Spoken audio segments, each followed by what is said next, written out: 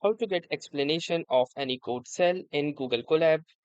So hey guys, welcome to this tutorial. In this quick and simple tutorial, I'm going to guide you how you can get explanation of any particular code cell natively inside the Google Colab without actually having to copy paste it to an external AI agent. So for that, all you will need to do is simply follow these simple steps. First, load the notebook of your choice and go to that particular code cell that you wish. So for example, let's say I do not understand this particular code and I wish Google Colab to make me understand the same. So what I'm going to do is simply click onto these three dots, and from here you will see multiple options.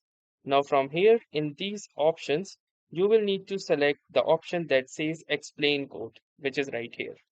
Click onto this explain code and you can see that it has opened an local instance of Gemini which will explain you this particular part of the code.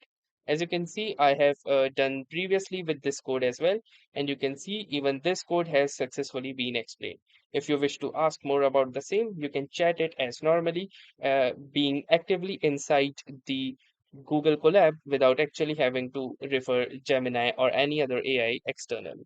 So that was all for this tutorial. Thanks for watching and have a nice day.